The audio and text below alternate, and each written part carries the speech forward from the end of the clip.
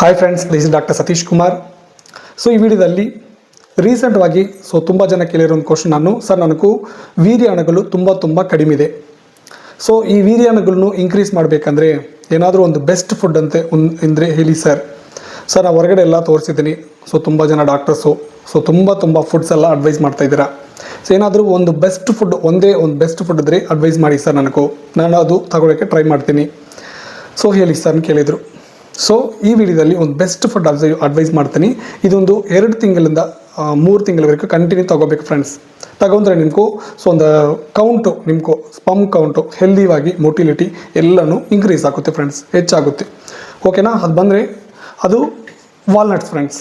ಇದೊಂದು best food. ಯಾಕಂದರೆ ಇದರಲ್ಲಿ ಸ್ಲೈಡ್ ಶೋಟ್ ಪಿಕ್ ಕೊಡ್ತೀನಿ ನೋಡಿ. ಒಮೆಗಾ 3 ಫ್ಯಾಟಿ ಆ್ಯಸಿಡ್ ಇರುತ್ತೆ ಫ್ರೆಂಡ್ಸ್ ಈ ವಾಲ್ನಟ್ಸ್ನಲ್ಲಿ.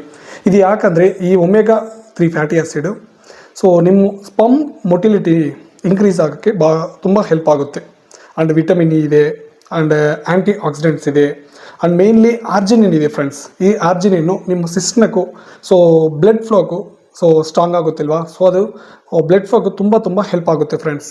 And zinc, main zinc friends, ಇದರಲ್ಲಿ ಜಿಂಕ್ ಇರುತ್ತೆ. ಇದು ಟೆಸ್ಟೋಸ್ಟಿರೋನ್ ಹಾರ್ಮೋನು ಇನ್ಕ್ರೀಸ್ ಆಗೋಕ್ಕೆ ತುಂಬ ಹೆಲ್ಪ್ ಆಗುತ್ತೆ ಫ್ರೆಂಡ್ಸ್. ಈ ವಾಲ್ನಟ್ಸ್ನು ಡೈಲಿ ನೀವು ಒಂದು 4 to 5 ವಾಲ್ನಟ್ಸ್ನು ನೀರಿನಲ್ಲಿ ಹಾಕ್ಕೋಬೇಕು. ಒಂದು ಗ್ಲಾಸ್ ನೀರಿನಲ್ಲಿ ಹಾಕ್ಕೊಂಡು ಬೆಳಗ್ಗೆ ಎದ್ದಿತ್ತಿಲ್ವಾ, ಎಂಟಿ ಸ್ಟಮಕ್ನಲ್ಲಿ ಊಟಕ್ಕೆ ಮೊದಲೇ ಒಂದು 4-5 ವಾಲ್ನಟ್ಸ್ ತಿನ್ನಬೇಕು ಫ್ರೆಂಡ್ಸ್.